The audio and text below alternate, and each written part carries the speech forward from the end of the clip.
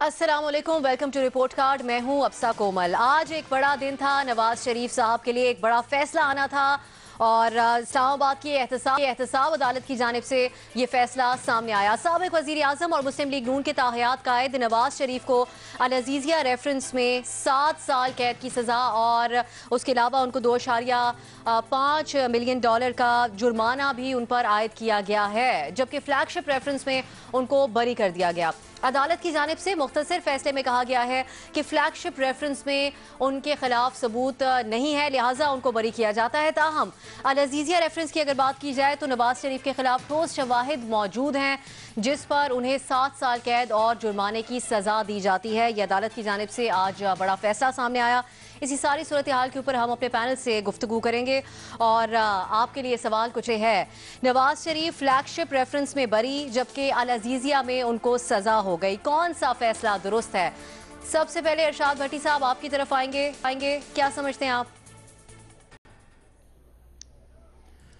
देखिए, मैंने हमेशा कहा है कि मुझे अपनी अदालतों का हर पर मुकम्मल एतमाद है, उनका हर फैसला कबूल है और लेकिन मुझे आपने फंसा दिया ये कह कर के कौन सा फ़ैसला कबूल है। मैं ये मानता हूँ कि ये बाख्तियार लोगों का मुल्क है, बड़े लोगों का मुल्क है, ताकतवर लोगों का मुल्क है और आप इस फैसले से पहले आप देखिए कि ये कहाँ होता है हमारी दुनिया में, किन मुल्कों में होता है कि 9 साल बाद एक शख्स आए, सुप्रीम कोर्ट में एक दरख्वास्त दे, मुकदमे ख़त्म, जुर्माने ख़त्म, इलेक्शन लड़े, वज़ीर आज़म बन जाए। चलो, ये आमर के मुकदमे थे, हमारे यहाँ आमर की हर चीज़ ही बुरी होती है, छोड़ दें इसे, आगे आ जाइए। ये कहाँ होता है कि नैब सुस्ती करे और हुदैबिया जैसा मजबूत केस जो है वो मुर्दा हो जाए। चलो, इसे भी छोड़ दें। इवन फील्ड हो, अल अज़ीज़िया हो या फ्लैगशिप हो, सवाल था मनी ट्रेल का। पैसे कमाए कैसे, बाहर भेजे कैसे, जायदादें खरीदी कैसी। 150 से ज़्यादा पेशियाँ हुई एहतसाब अदालत में मियाँ साहब की। 7 फोरम्स पर उनको सुना गया। बच्चों ने माना कि ये जायदादें हमारी हैं। ना रसीदें, ना मनी ट्रेल, ना ऑन ओथ बयान, ना गवाह, ना सबूत। अदलिया पर चढ़ाई अलहदा। फिर जद्दा से दुबई, मज़े की बात सुने, जद्दा से दुबई, दुबई से लंदन, कतर से लंदन, सरमाया जाता रहा, एक बैंक ट्रांजैक्शन भी नहीं। हसन हुसैन को कमाल खूबसूरती से फॉरनर कहकर जैसे मक्खन से बाल निकालते हैं ऐसे निकाल दिया गया और वो फॉरनर्स जो वज़ीर आज़म हाउस में रहते रहे।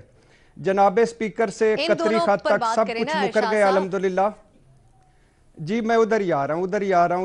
आप ज़रा पहले पहुँच गई हैं, मुझे ज़रा, मैं चूँकि पिंडू हूँ, ज़रा थोड़ी सी देर लगती है, मैं आ रहा हूँ उधर ही। जनाबे स्पीकर से कतरी खत तक सब कुछ मुकर गया अल्हम्दुलिल्लाह और सुप्रीम कोर्ट ने कहा कि यही साबित कर दो हजूर कि ये इवन फील्ड में कि ये कतरी फ्लैट्स आपके हैं या कतरी किराए पे लिए, या यही साबित कर दें कि ये कतरियों के थे, वो डॉक्यूमेंट्स भी नहीं। अदालत ने कहा कि आपका मुल्कों कारोबार था, कोई सबूत नहीं है, बैंक ट्रांजैक्शन नहीं है। क्या फैसलाबाद का गांव था कि जहां रसीदों पर लिख कर दिया जाता था कि पैसे इधर से उधर चले गए? क्या ऊंटों पर पैसे आए गए? इसके बावजूद इवन फील्ड में रिलीफ मिला और फ्लैगशिप में बरी हो गए। अब इवन फील्ड में, अब अल अज़ीज़िया में सजा, फ्लैगशिप में बरी होना ऐसे ही है जैसे बकरे का, ऐसे ही है जैसे बकरे का फैसला दुरुस्त नहीं लग रहा, अल अज़ीज़िया का दुरुस्त लग रहा है। ऐसे ही है अल अज़ीज़िया में बरी होना और फ्लैगशिप में, सुन लेना, आखिरी 2 लाइनें सुन लें। ऐसे ही है अल अज़ीज़िया में बरी होना, फ्लैगशिप में बरी होना, अल अज़ीज़िया में सजा होना ऐसे ही है जैसे बकरे का सर जो है वो हलाल हो और धड़ हराम हो। अब ये तफसीली फैसला पढ़कर पता चलेगा कि इसमें क्या है, लेकिन मुझे बिल्कुल फ्लैगशिप लग रहा है कि फ्लैगशिप में उनको सजा होनी चाहिए थी। अभी आप बिल्कुल समझते हैं कि अल अज़ीज़िया का फैसला दुरुस्त है, फ्लैगशिप से आप इतने मुतमईन नजर नहीं आते फैसले से। बाबर सत्तार साहब, हम चाहेंगे कि इस फैसले की जो भी तफसील अभी तक आई है इसके कानूनी पहलू के ऊपर आप नजर डालें। फ्लैगशिप रेफरेंस में क्या हुआ जो बरियत हो गई और अल अज़ीज़िया में क्या हुआ जो पकड़ हो गई? देखिए अच्छा, एक तो जाती राय होती है, सियासी राय होती है। हम में से बहुत सारे लोग नवाज शरीफ के ऊपर फैसला कर चुके हैं कि नवाज शरीफ एक करप्ट आदमी है जिसने मुल्क से पैसे चोरी किए, एटसेट्रा एटसेट्रा। तो कोई भी रीजनिंग अगर आएगी अदालत की तो हम वो कानूनी नुक्ते देखने में इंटरेस्टेड नहीं है, क्योंकि we have taken a major of the man कि जी ये बंदा ही ठीक नहीं था, तो जो भी इसके खिलाफ फैसला आया वो ठीक है। एक तो ये तरीका है इस इशू के ऊपर सोचने का। दूसरा फिर एक कानूनी तरीका है जिसमें आप अदालत की रीजनिंग देखते हैं। आप देखते हैं कि क्या उसने आर्गुमेंट्स पेश किए जिसके बेसिस पे जो उसके ऊपर चार्ज लगाया गया वो क्या इस्टेब्लिश होता है या नहीं होता। वकील आमतौर पे इस तरह से चीजों को देखते हैं। इस केस में देखिए जो कुछ बुनियादी प्रॉब्लम्स आइडेंटिफाई हुई थी, उधर से स्टार्ट करते हैं। जो पहला अपार्टमेंट्स वाला इशू था, उसमें क्या बुनियादी बातें आइडेंटिफाई हुई। एक टेस्ट असफर यार अली केस में दिया गया था कि ये बेसिक 4 इंग्रेडिएंट्स हैं, आपको प्रूव करने हैं।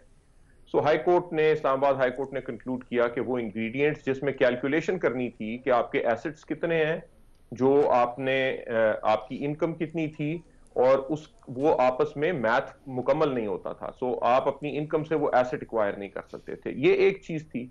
दूसरा फिर गनीउर रहमान जो सुप्रीम कोर्ट का ही केस है, आसिफ खोसा साहब ने फैसला लिखा था उसमें भी ये बताया गया था कि खाली आपको एक ओनस डिस्चार्ज करना है प्रोसिक्यूशन को। जब वो डिस्चार्ज कर देगी तो फिर दूसरी साइड की जिम्मेदारी है, फिर ओनस शिफ्ट होगा और फिर जो आपने प्रूव करना है, जो डिफेंस है उसने वो एस्टैब्लिश करना होगा। इन दोनों केसेस में ये जो हमारे सामने है अभी, इसमें इशू यही है कि प्रॉपर्टी का डायरेक्ट लिंकेज नवाज शरीफ के साथ एस्टैब्लिश नहीं होता, उनकी ओनरशिप नहीं है किसी भी चीज की। एक केस में अब हमने डिटेल रीजनिंग नहीं पढ़ी, हमें समझ आएगी जब एक दफा रीजनिंग आएगी कि जज साहब ने क्यों होल्ड किया। लेकिन फ्लैगशिप में लगता यह है कि उन्होंने कहा कि नवाज शरीफ, क्योंकि अगर हम पहला जो बेसिक प्रोसिक्यूशन का आर्गुमेंट है वो तो ये है कि पूरे का पूरा ओनर्स नवाज शरीफ के ऊपर है। अगर वो नहीं एक्सप्लेन कर सकते कि ये वेल्थ कहां से आई, बच्चों के पास कैसे आई, तो फिर वो रिस्पॉन्सिबल है। उस पर तो फिर दोनों में कन्विक्शन हो जानी चाहिए थी। यहां पे बजायर ये लग रहा है कि एक केस में अदालत ने एक केस में, ये जरा आखिरी नुक्ता सुन लीजिए, आई एम सॉरी कि मैंने थोड़ा टाइम ज्यादा ले लिया। ये एक केस में ये लग रहा है कि उन्होंने ये होल्ड किया कि रब्त नहीं बनता नवाज शरीफ का, इसलिए वो एक्विट कर दिए। दूसरे केस में बाबर साहब ये कहा जा सकता है, एक सेकंड, जी प्लीज कंप्लीट कीजिए। जी, एक केस के अंदर बेसिक प्रोसिक्यूशन थ्योरी पे उन्हें नहीं कन्विक्ट किया गया कि नवाज शरीफ की जिम्मेदारी है कि वो सब कुछ एस्टैब्लिश करें। दूसरे केस में कन्विक्ट किया गया। दोनों का फर्क यह है कि दूसरे केस में नवाज शरीफ के पास पैसे आते रहे उन कंपनीज के थ्रू, उनके बेटे उन्हें गिफ्ट देते रहे। सो अदालत का आर्ग्यूमेंट ये नजर आता है कि जिस केस के अंदर बच्चों ने उस कंपनी से पैसे आगे नवाज शरीफ को गिफ्ट किए, उसमें उन्हें बेनिफिशियल ओनर डिक्लेयर किया गया है, दूसरे केस में नहीं दिया गया। ये वो रीजनिंग है जिसकी डिटेल अब हम इस फैसले में देखनी पड़ेगी, लेकिन बजाहिर ये रीजनिंग कमजोर नजर आती है। सही ठीक बाबर साहब, हम जो आगे जाके इसके ऊपर भी गुफ्तगू करेंगे। एक रेफरेंस के अंदर उनके एक साहिबजादे ने जो दस्तावेजात पेश की, दूसरे में नहीं समझ आई इसकी क्या वो रीज़न बन सकता है कि हुसैन नवाज साहब की जानिब से अल अजीज़िया में दस्तावेजात जमा नहीं कराई गई। ये रीमा आपसे गुफ्तगू करेंगे। पहले हम हसन निसार साहब की तरफ जाएंगे। हसन साहब, आप कहते रहे हैं कि नवाज शरीफ साहब की सियासत अब आपको ख़त्म होती हुई नजर आ रही है। अब ये जो फैसला आया है उसमें हमें मरियम नवाज भी चुप का रोज़ा तोड़ती हुई नजर आ रही हैं। अब आप समझते हैं कि इस फैसले के खिलाफ नून लीग मुतहरिक हो सकती है और कोई फ़ायदेमंद साबित हो सकता है उनके लिए? चुप का रोज़ा नहीं, इनका और बहुत कुछ टूटेगा। लेकिन मेरा प्रॉब्लम देखें, तकनीकी बात बाबर सत्तार साहब ने बता दी, तारीखी बात पूरी हिस्ट्री बयान कर दी भट्टी साहब ने। मेरा डिफरेंट है मामला, मेरे लिए मकाम इबरत है। इस पे क्या तबसरा करे आदमी। नदामत है, शर्मिंदगी है। भले मैंने कभी वोट दिया नहीं दिया, मुझे पसंद था नहीं था, लेकिन मेरे मुल्क का 3 बार वज़ीर आज़म, 2 बार सबसे बड़े सूबे का वज़ीर आला रहने वाला शख्स, वो जो मैं कसमन आपको कह रहा, मुझे अजीब तरह का दुख और कोफ्त हुआ। काश मुझे शायद अच्छा ना लगता, बरी हो जाता, तो मैं अपने आप को धोखा देने के काबिल तो होता।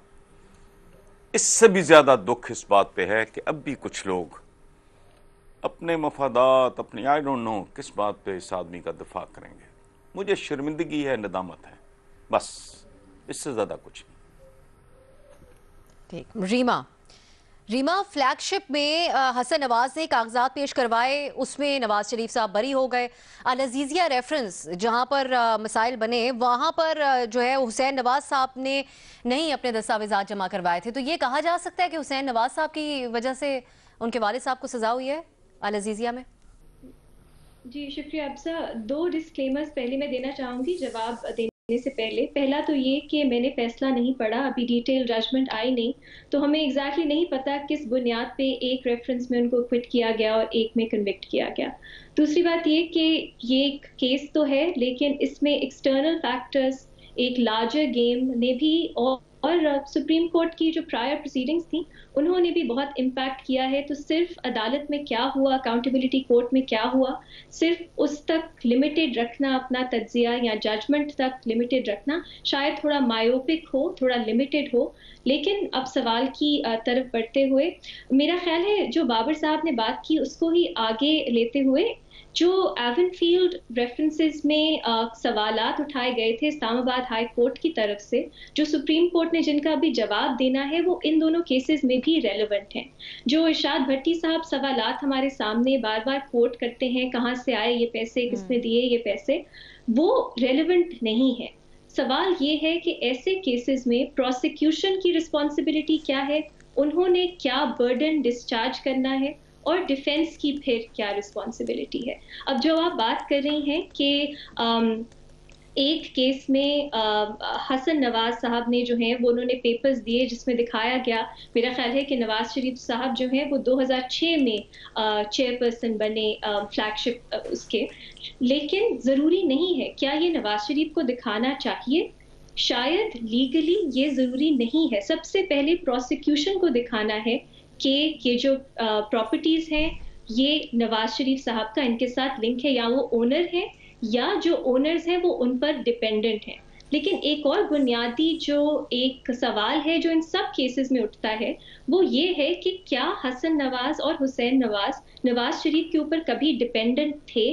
वाजिद ज़िया साहब से जब ये पूछा गया प्रोसीडिंग्स के दौरान, उन्होंने कहा नहीं थे, बल्कि ये सामने आया कि वो अपने दादा पे डिपेंडेंट थे। तो मेरा ख्याल है ये जो नैब का पूरा केस है इन दोनों रेफरेंसेस में भी और पहले भी उनको बहुत कमजोर कर देता है कि अगर वो डिपेंडेंट ही नहीं थे, नैब ये दिखा ही नहीं सकता कि वो डिपेंडेंट थे, तो केस आगे कैसे चल सकता है, आप उन्हें कन्विक्ट कैसे कर सकते हो? आखिरी बात ये देखिए, ये नवाज शरीफ से कोई जाती हमदर्दी होना, इससे कुछ ताल्लुक नहीं है आपके एनालिसिस का। हम कानून की बात करते हैं, एक नैब का लॉ है, उसकी तशरीह सुप्रीम कोर्ट ने की हुई है, हमने वो देखना है वो किस तरह इस केस पे अप्लाई करती है, चाहे वो नवाज शरीफ हो, जरदारी साहब हो, इमरान खान हो, कोई और हो, उससे किसी को कोई जाती मतलब उसका कोई ताल्लुक नहीं है। लेकिन मेरा अफसोस की बात है कि हम लोग एक लीगल केस को इस तरह से पर्सनालिटीज के बारे में बना रहे हैं, और शुरू से यही मसला रहा है इस केस में, इसलिए हम गुमराह कर रहे हैं हमारे व्यूअर्स को। तो डिटेल जजमेंट का इंतजार करते हैं, फिर देखते हैं क्या डिफरेंसेस था, तफसील सामने आएगी तो फैसले की, तो उस पर फिर केस में बिल्कुल फिर गुफ्तगू की जा सकेगी इस पे। इरशाद भट्टी साहब, रीमा जब गुफ्तगू कर रही थी तो आप बहुत मुस्कुरा रहे हैं, आप इख्तलाफ करते हैं किसी बात से?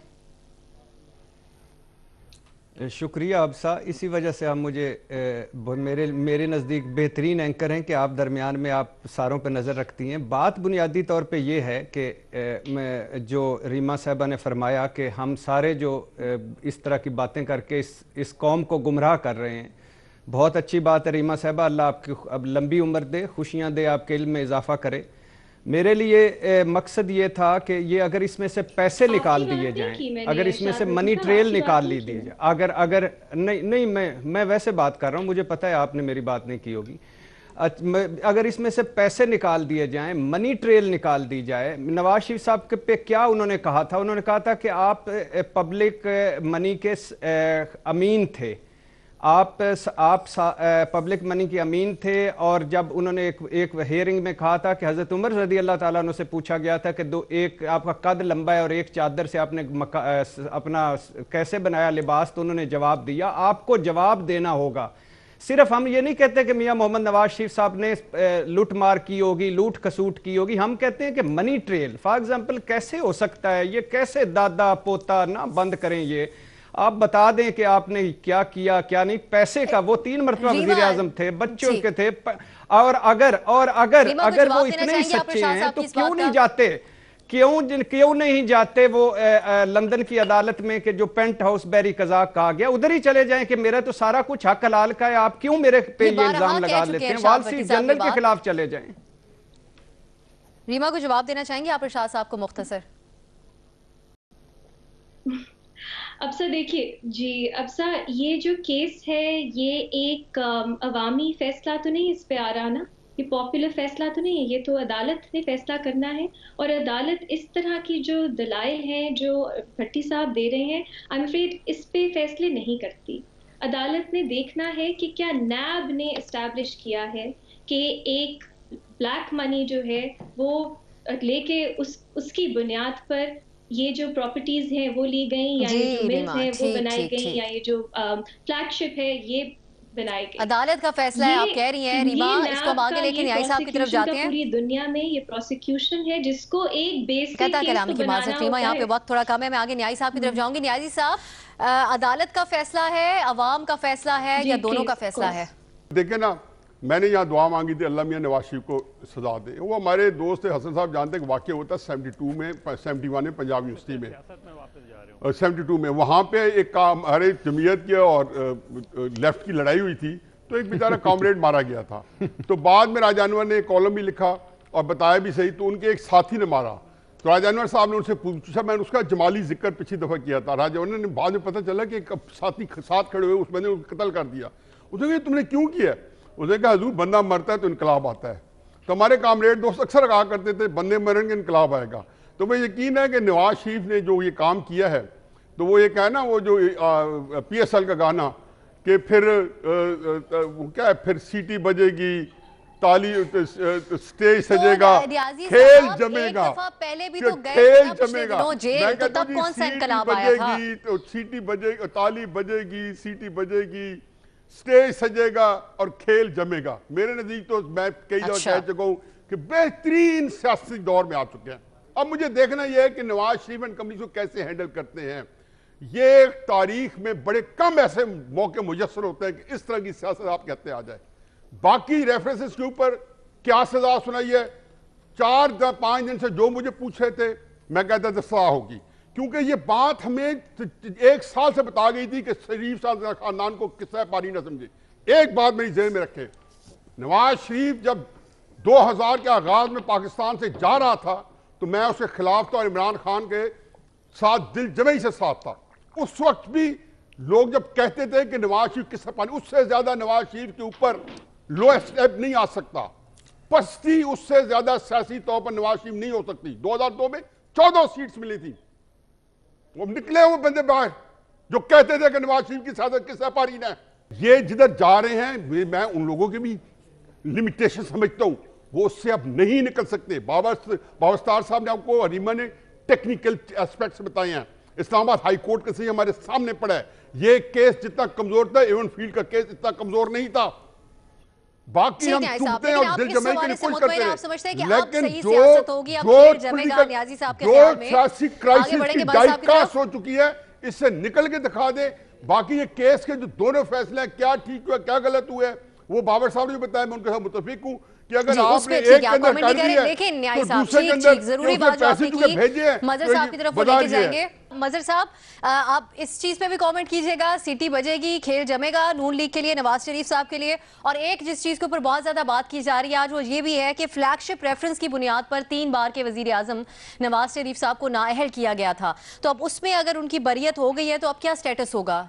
देखिए, सुप्रीम कोर्ट के पहले 3 जजेस का फैसला, फिर 5 जजेस का फैसला, जब ये फैसला आ जाए और आपको नाअहल करार दे दिया जाए और आपको ये कह दिया जाए कि आप सादिक और अमीन नहीं हैं, तो उसके बाद आने वाले फैसले जो है, जाहिर है लोगों को 2 फैसलों से उसके बाद ताज्जुब हुआ। एक जो इस्लामाबाद हाई कोर्ट ने जब जमानत दी, और दूसरा फ्लैगशिप केस में जो आज एक्विटल हुआ। दुरुस्त का फैसला तो आप नहीं कह सकते कि दोनों फैसलों में कौन सा दुरुस्त है, इसलिए कि हमने फैसलों की तफसीलात नहीं पढ़ी हैं, रीजनिंग नहीं पढ़ी हैं। लेकिन ये अहमियत का हामिल फैसला जो है वो फ्लैगशिप का ज़्यादा फैसला रखता है, क्योंकि अल अज़ीज़िया में सरप्राइज़ नहीं है, फ्लैगशिप में सरप्राइज़ है। और जिस तरह आपने कहा कि फ्लैगशिप के फैसले को अब अपील में जाएगी ज़ाहिर है नैब, और उसके बाद अगर वो फैसला बरकरार रहता है तो फिर ये सवाल ज़रूर उठेगा। लेकिन जो सिलसिला शुरू हुआ था सुप्रीम कोर्ट से, और जिसमें नाअहली और सादिक और अमीन आपको नहीं डिक्लेयर किया गया था, उसके बाद ये चीज़ें आनी कोई सरप्राइज़ नहीं है उसमें। नवाज शरीफ साहब की जो शुरू में उनकी कॉन्ट्रडिक्शंस हैं, बहुत ज़्यादा इंटरनल कॉन्ट्रडिक्शन उनके बयानात में, सारी चीज़ें अपनी जगह हैं, लेकिन ये अनप्रेसिडेंटेड है कि एक माइंड सामने आ गया था कि आप नहीं है सादिक अमीन, एक चीज़ सामने आ गई थी कि आप नाहल हो गए हैं। तो उसके बाद चीज़ें आने वाली जो चीज़ें हैं वो सरप्राइज़ नहीं होनी चाहिए। हाँ, उससे बिल्कुल हट के ये इस तरह का फैसला जो है ये मेरे लिए सरप्राइज है फ्लैगशिप का, लेकिन क्या ये अपील में अपहेल्ड होगा या ये कि ये फैसला जो है वो दोबारा वो होगा, वो हमें देखना है, क्योंकि दोनों केसेस की अपील है। तो अभी आगे चल के हम देख सकते हैं। अभी हम ये नहीं कह सकते कि कौन सा फैसला दुरुस्त है कौन सा गलत है। वो अहम फैसला है मेरे लिहाज से, फ्लैगशिप का फैसला ज्यादा अहम है, मैं दुरुस्त नहीं कह रहा, अहम।